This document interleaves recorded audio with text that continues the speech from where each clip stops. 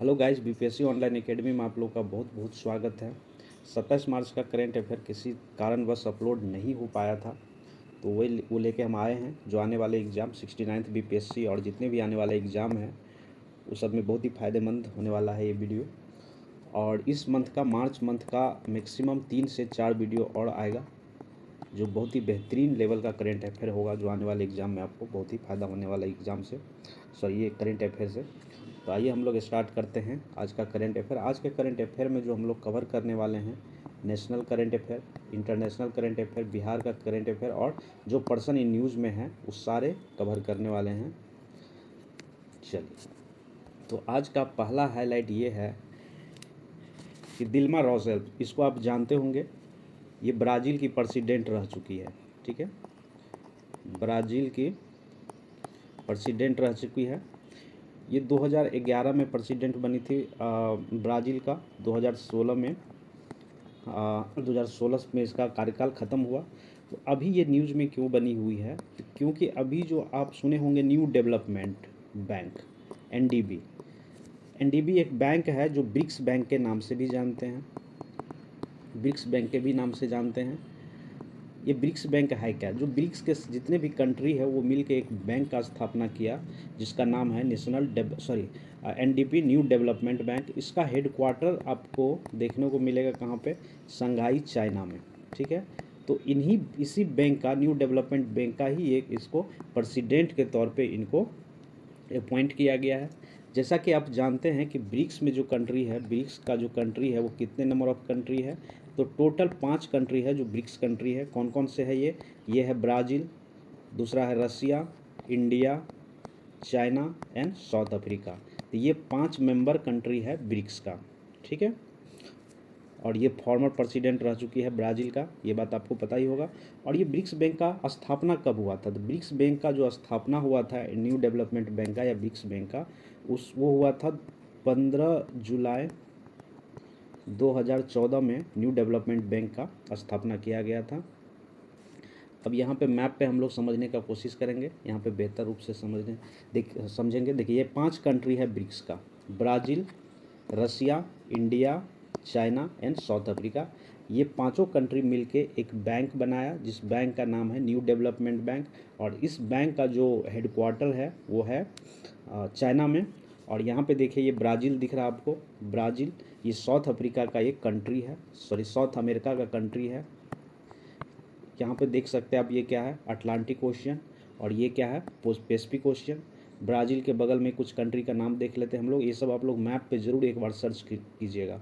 जैसे यहाँ पे देखिए बोलिविया है, यहाँ पे एक सिटी है लापाज, हाईएस्ट कैपिटल सिटी है ये वर्ल्ड का। उसके बाद यहाँ परग्वे देखिए, यहाँ पे बगल में उरुग्वे है, यहाँ पे अर्जेंटीना, यहाँ पे चाइल है। यहाँ पे एक पर्वत रेंज है जिसको एंडीज पर्वत के नाम से हम लोग जानते हैं। इसके ऊपर में देखिए, यहाँ पे ये पेरू है, यहाँ पे इक्वाडोर है, यहाँ पे कोलंबिया है, यहाँ पे वेनेजुला है। तो ये सब सारे कंट्री है साउथ अफ्रीका का। ठीक है, ठीक है। तो यहाँ है एंडीज पर्वत, यहाँ पे दुनिया का सबसे एक्टिव वोल्केनो है जिसका नाम है ओजेस डोल सलाडो, ओजेस डेल सलाडो, जो चाइल और अर्जेंटीना के बॉर्डर पे है। तो इतना आपको याद रखना है। ठीक है, चलिए अगला हाईलाइट ये है कि अभी हाल ही में यूके सिन्हा को क्या किया गया है? नॉन एग्जीक्यूटिव चेयरपर्सन के तौर पे अपॉइंट किया गया है एनडीटीवी का। जैसा कि अभी आपको पता होगा कि एनडीटीवी को जो अभी एनडीटीवी किसके द्वारा खरीद लिया गया है? तो ये अडानी ग्रुप द्वारा ये खरीद लिया गया है। यहाँ पे 2 पर्सन है जिनको नॉन एग्जीक्यूटिव चेयरमैन के रूप में अपॉइंट किया गया है। जो एक है यूके सिन्हा, जो कि फॉर्मर सेबी के चेयरमैन रह चुके हैं। दूसरा है एक बिजनेस लीडर है जिनका नाम आप देख सकते हैं, ये फोटो है, ये है, सॉरी, और ये है दीपाली, ये बिजनेस लीडर है। इन दोनों को जो है अभी एनडीटीवी का नॉन एग्जीक्यूटिव चेयरमैन के तौर पे इनको अपॉइंट किया गया है। तो बस यही याद रखना है आपको। चलिए अगला हाईलाइट ये है, यहाँ पे देखिए सेबी की बात हुई थी। चलिए आप लोग कमेंट बॉक्स में हमको कमेंट करिए कि सेबी का एस्टैब्लिश कब हुआ था, ये ईयर हमको कमेंट बॉक्स में आप कीजिए। बाकी देखिए, security exchange board of India जो है क्या क्या रेगुलेट करता है?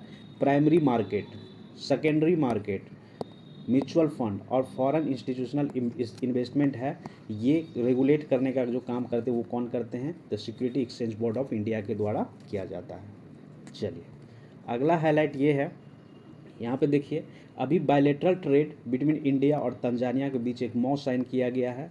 यहाँ पे कहा गया, और यहाँ पे हमारे बैंक का, हमारे देश का जो सेंट्रल बैंक है जिसका नाम है RBI, reserve bank of India, इनके द्वारा भी अप्रूव किया गया है कि अगर दोनों देश के बीच अगर बायलेटरल ट्रेड होता है तो नेशनल करेंसी यूज कर सकते हैं, नेशनल करेंसी यूज कर सकते हैं। अब ये नेशनल करेंसी यूज कैसे करेंगे? तो नेशनल करेंसी के लिए क्या होगा कि बैंक में एक स्पेशल रुपीज़ वेस्ट्रो अकाउंट खोला जाएगा और इसी अकाउंट से क्या होगा? लेन देन किया जाएगा, जिसका नाम क्या है? Special rupees vostro account.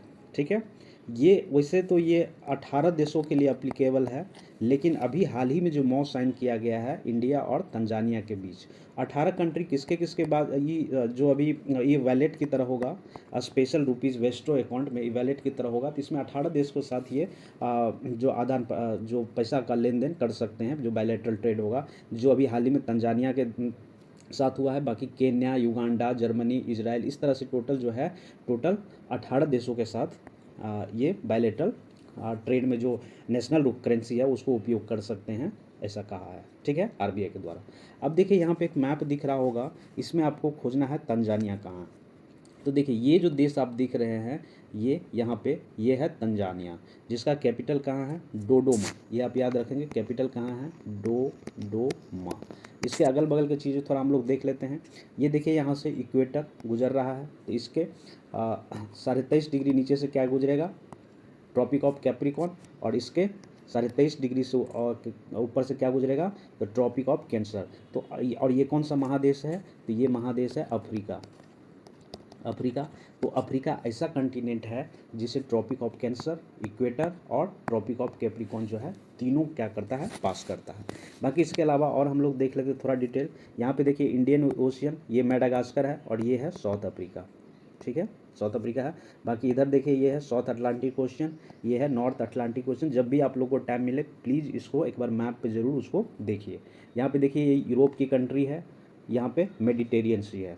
ठीक है, और यहाँ पे देखिए ये रेड सी है, तो रेड सी और मेडिटेरियन सी को मिलाने वाला जो कैनल है यहाँ पे, जिसका नाम क्या है? स्वीज कैनल है।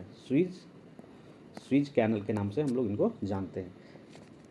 तंजानिया के ऊपर में आप देखेंगे तो यहाँ पे एक लेक दिखेगा, जिस लेक का नाम क्या है? लेक विक्टोरिया, जो कि यहीं से नाइल नदी का उद्गम होता है और ऐसे जाके इजिप्ट से होके मेडिटेरियन सी में गिर जाता है। तो इजिप्ट को कहा जाता है, इजिप्ट यहाँ पे देश है, इजिप्ट को क्या कहा जाता है? गिफ्ट ऑफ नाइल कहा जाता है, क्योंकि जब ये रिवर यहाँ से बह के यहाँ तक जाती है, ये बहुत ही फर्टाइल एरिया यहाँ पे बना देता है और यहाँ के ज़मीन जो है बहुत उपजाऊ होता है, इसीलिए इसको कहा जाता है गिफ्ट ऑफ नाइल, इजिप्ट को कहा जाता है। ठीक है, चलिए अगला है 4 नंबर हाईलाइट है ये। देखिए अभी हम लोग ब्रिक्स की बात किए थे, ब्रिक्स कंट्री में कितने? टोटल 5 कंट्री है। अभी इजिप्ट जो है ब्रिक्स बैंक ज्वाइन किए हैं। देखिए 5 देश तो है ही ब्रिक्स में, Brazil, Russia, India and South Africa. ठीक है, चाइना एंड साउथ अफ्रीका। तो ये 5 देश के द्वारा जो एक बैंक खोला गया था 2014 में, जिसका नाम क्या था? New development bank. इसका इस्टेब्लिश कब हुआ था? 2014 में इसका इस्टेब्लिश हुआ था। ठीक है, 15 जुलाई 2014 को। तो इसके अलावा मतलब इस पाँच तो है ही इसके मेंबर, लेकिन इसके अलावा भी कुछ देश है जो इसके मेंबर है, जो हम लोग आगे देखेंगे। ठीक, यहाँ पे देखिए ग्रुप ऑफ मेजर 5 इकोनॉमी है वर्ल्ड का, जो ब्रिक्स का मेंबर है। ब्रिक्स का जो इजिप्ट का जो कैपिटल है वो कैरो है। ठीक है, और यहाँ के करेंसी जो है इजिप्ट में इजिप्टियन पौंड चलता है, इजिप्टियन पौंड यहाँ पे चलता है। और ये अभी इजिप्ट क्या किए हैं? ज्वाइन किए हैं न्यू डेवलपमेंट बैंक। ठीक, यहाँ पे देखिए इजिप्ट पहले वाला मैप है ये। यहाँ पे देखिए लेक विक्टोरिया की बात करें थे, तंजानिया के ऊपर में, यहीं पे केन्या भी है। यहाँ पे मेडिटेरियन सी देख सकते हैं आप। उसके बाद यहाँ पे रेड सी देख सकते हैं। दोनों को मिलाने वाला कैनल का नाम क्या है? स्वीज कैनल है। उसके बाद यहाँ पे देखिए ये है अटलांटिक ओशियन है, तो इसको नॉर्थ अटलांटिक और इसको साउथ अटलांटिक ओशियन कहा जाता है। उसके बाद यहाँ पे देखिए ये ऐसा कंटिनेंट है जहाँ से Tropic of Cancer, Tropic of Capricorn और इक्वेटर तीनों गुजरता है। उसके बाद यहाँ पे देखिए न्यू डेवलपमेंट बैंक, ये देख सकते हैं न्यू डेवलपमेंट बैंक का हेडक्वार्टर कहाँ पे है? तो न्यू डेवलपमेंट बैंक का हेडक्वार्टर है न्यू डेवलपमेंट बैंक का हेडक्वार्टर कहाँ पे है, तो इसका हेडक्वार्टर है चाइना में। ठीक है, चलिए ये हो गया। अब देखिए अभी गवर्नमेंट के द्वारा, यूनियन गवर्नमेंट के द्वारा एक स्टार्टअप स्टार्ट किया गया जिसका नाम है हर स्टार्ट। ये रिसेंटली अभी न्यूज़ में था, ये आखिर है क्या, ये किससे संबंधित है? तो ये एक ऐसा प्लेटफॉर्म है जहाँ पे प्रमोट किया जाएगा या सपोर्ट किया जाएगा किसको, जो वुमेन मतलब जो महिला उद्यमी है या वुमेन इंटरप्रेन्योर है, उसको क्या किया जाएगा, सपोर्ट किया जाएगा। तो बस यही है और कुछ नहीं है। और ये किसके द्वारा इनिशिएटिव लिया गया है, तो ये इनिशिएटिव जो लिया गया है गुजरात यूनिवर्सिटी स्टार्टअप के द्वारा ये इनिशिएटिव लिया गया है, जिसमें सपोर्ट करेगा किसको, वुमेन जो लीड करते कोई ऑर्गेनाइजेशन को या कोई स्टार्टअप स्टार्ट करते हैं तो उसको ये क्या करेंगे, सपोर्ट करेंगे। A platform to encourage the women entrepreneurship. ठीक है, चलिए उसके बाद आइए यहाँ पे अगला है, अभी न्यूज़ में था क्या, Aravalli green wall project. Aravalli green wall project है क्या, तो सबसे पहले आपको ये देखना है कि अरावली पर्वत है कहाँ। तो देखिए ये जो आप गुजरात देख सकते हैं, ये गुजरात से लेके यहाँ दिल्ली, यहाँ हरियाणा तक ये जो है ऐसे करके फैला हुआ है। और ये क्या है, इसी का नाम है क्या, अरावली पर्वत। तो यहाँ पे एक ग्रीन एरिया डेवलपमेंट करने के लिए यहाँ अरावली के दोनों तरफ, मतलब इस साइड भी 5 किलोमीटर के एरिया में एक ग्रीन वॉल बनाया जाएगा इस तरफ। और इसमें क्या किया जाएगा कि जो भी स्पीसीज़ है यहाँ पे जो ख़त्म हो चुके हैं या जो इंडेंजर में हैं, जो पेड़ है पौधे हैं वो लगाए जाएंगे। मतलब एक तरह से कह सकते हैं कि ग्रीनरी किया जाए, ग्रीन पौधा लगाया जाएगा। ठीक है, और ये किसके द्वारा लॉन्च किया गया है, तो ये लॉन्च किया गया यूनियन गवर्नमेंट के द्वारा, जो इन्वायरमेंट मिनिस्ट्री है हमारे कौन, भूपेंद्र यादव के द्वारा 25 मार्च को ये लॉन्च किया गया है। तो ये कहा कि अरावली के दोनों तरफ 5 किलोमीटर एरिया में क्या होगा, ये एक बफर जोन तैयार किया जाएगा। और ये जो है 4 स्टेट में ये प्रोजेक्ट चलेगा, जो 4 स्टेट में ये फैला हुआ है। तो पहला है कहाँ पे, हरियाणा में, ऊपर से हम लोग देखते हैं। दूसरा कहाँ पे, दिल्ली में, तीसरा कहाँ पे, राजस्थान में, और चौथा कहाँ पे, तो ये किया जाएगा गुजरात में। ये चारों स्टेट में किया जाएगा अरावली रेंज में। ठीक है, चलिए ये है। अगर हम लोग अरावली की अगर बात कर रहे थे तो यहाँ पे और कुछ बात कर रहे हैं। देखिए तो ये क्या है, ये जो अरावली का रेंज है इसका जो है अगर बात करें तो नॉर्थ वेस्टर्न पार्ट में, इंडिया के नॉर्थ वेस्टर्न पार्ट में अरावली पर्वत है। ये दुनिया का वन ऑफ द ओल्डेस्ट पर्वत रेंज है। और अराउंड जो इसका लेंथ अगर बात करें अरावली पर्वत का, तो 60-70 किलोमीटर का रेंज है अप्रॉक्स, जो गुजरात से लेके कहाँ तक, दिल्ली हरियाणा तक फैला हुआ है। ठीक है, दिल्ली से लेकर हरियाणा तक फैला हुआ है, यहाँ पे आपको अच्छे से दिखेगा। और यहाँ पे कुछ अगर हम लोग हाईएस्ट पीक की बात करें अरावली रेंज का, तो ये गुरु शिखर है जो माउंट आबू राजस्थान में है, जिसका ऊंचाई लगभग 1722 मीटर की ऊंचाई पे है यहाँ पे राजस्थान में। ठीक है, चलिए अब यहाँ पे देखिए ये मैप आप लोग को दिख रहा होगा, यहाँ तो आप लोग देख ही रहे होंगे कि अरावली पर्वत है क्या।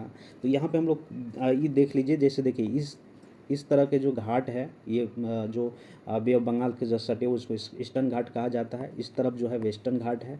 उसके बाद अरावली रेंज, यहाँ देखिए अरावली के ऊपर में थार डिजर्ट है। थार डिजर्ट और मतलब विंध्याचल और थार डिजर्ट के बीच में कौन सा पर्वत है, अरावली पर्वत है। उसके नीचे आ जाइएगा तो सतपुरा है। तो सतपुरा और विंध्याचल के बीच में एक नदी बहती है जिसका नाम क्या है, नर्मदा नदी। नर्मदा रिवर नाम है इसका, जो कि छोटा यहाँ पे एमपी से निकलता है, अमरकंटक प्लेटू से। और ये वाला जो पार्ट आप देख रहे हैं इसको कहा जाता है डेक्कन प्लेटू। ठीक है, इतना समझ में आ गया आप लोगों को। चलिए यहाँ पे देखिए ये भी रन ऑफ कच्छ है, ये गुजरात वाला पार्ट में। चलिए आगे बढ़ते हैं हम लोग। आगे देखिए अभी एक वायरस न्यूज़ में था, मारबर्ग वायरस आउटब्रेक। ये कहाँ पे आउटब्रेक हुआ था, अभी नाम सुने होंगे आप, तंजानिया में। यहाँ पे एक नया तरह का वायरस जो है आउटब्रेक हुआ है तंजानिया में। जो तंजानिया जो कंट्री है वो अफ्रीका का एक कंट्री है।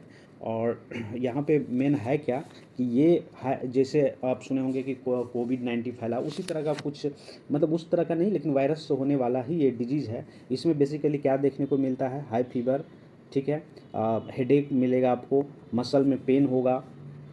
उसके बाद देखिए, और इस बीमारी का जो पता लगता है 2 से 21 दिन लग जाता है पता करने में। तो इस बीमारी से जो खतरा वहाँ पे अभी फैला है, तो वहाँ पे कुछ लोग का भी डेड हुए, बहुत सारे लोग डेड हुए हैं, इसीलिए ये न्यूज़ में है। ठीक है, और ये जो ट्रांसमिट होता है, ये ट्रांसमिट सबसे पहले जो हुआ था एनिमल से ट्रांसमिट हुआ था। एनिमल मतलब कह सकते हैं कि फ्रूट बैट, चमगादड़ से ये आदमी में गया था, आदमी में गया था, मैन में गया था, मतलब कि आदमी में गया था, चमगादड़ से आदमी में गया था। और इसमें बेसिकली वोमिटिंग और पेन वगैरह होता है। तो WHO जो है स्पेशलाइज एजेंसी है यूनाइटेड नेशन का, उन्होंने अभी इनके बारे में जो बताया कि इनका जो सिम्टम है लगभग मतलब उभरने में 2 से 21 दिन का टाइम लगता है। और इसमें जो दिखाए सिम्टम, यही सब सिम्टम होता है। ठीक, तो चलिए यहाँ पे WHO की बात आई थी तो थोड़ा WHO के बारे में हम लोग जान लेते हैं। तो ये इतना आपको इसमें इतना ही याद रखना है कि मरबर्ग वायरस जो है कहाँ पे आउटब्रेक हुआ है, तंजानिया में। तंजानिया कहाँ पे है? ये अफ्रीका कंटिनेंट का एक देश है। चलिए, तो WHO का, वर्ल्ड हेल्थ ऑर्गेनाइजेशन की बात करते हैं हम लोग। WHO वर्ल्ड हेल्थ ऑर्गेनाइजेशन, एक सेकेंड, WHO की बात करते हैं तो वर्ल्ड हेल्थ ऑर्गेनाइजेशन के द्वारा इसके सिम्टम और कितने दिन में इसका पता लगाया जा सकता है, कौन से टेस्ट होता है, ये सब जारी किया। ये WHO की स्पेशलाइज एजेंसी है यूनाइटेड नेशन का, जिसका हेडक्वार्टर की अगर हम लोग बात करें तो जिनेवा है। ठीक है, जिनेवा स्विट्ज़रलैंड है। और हर साल 7 अप्रैल को क्या मनाया जाता है? हर साल 7 अप्रैल को मनाया जाता है क्या? वर्ल्ड हेल्थ डे मनाया जाता है, क्योंकि इसी दिन स्थापना दिवस के रूप में मनाते हैं। 1948 में, 1948 में इस दिन इसका स्थापना हुआ था WHO का। ठीक है, इतना समझ में आ गया।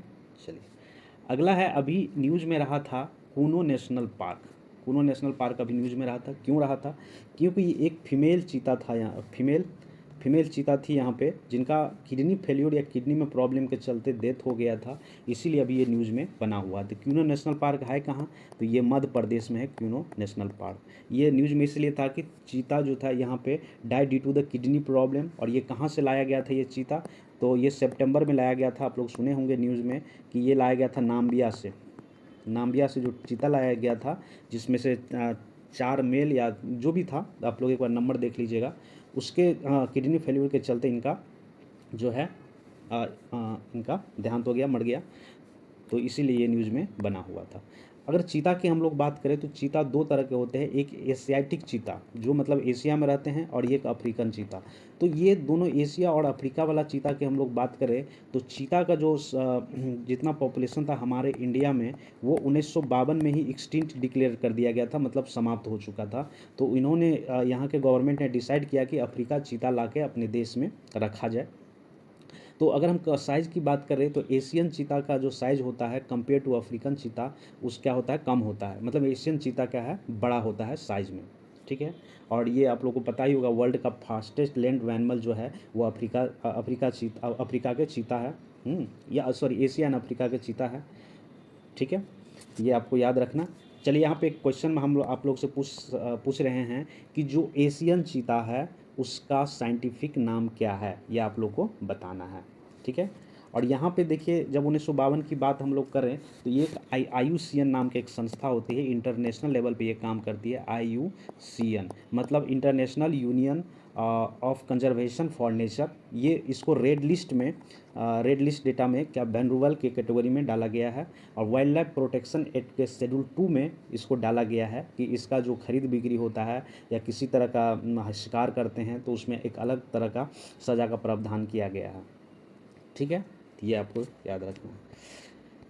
तो चलिए, इसी के साथ मेरा आज का सेशन यहीं ख़त्म होता। Thank you for watching BPSC online academy. I hope कि आप लोग को ये सेशन अच्छा लगा होगा।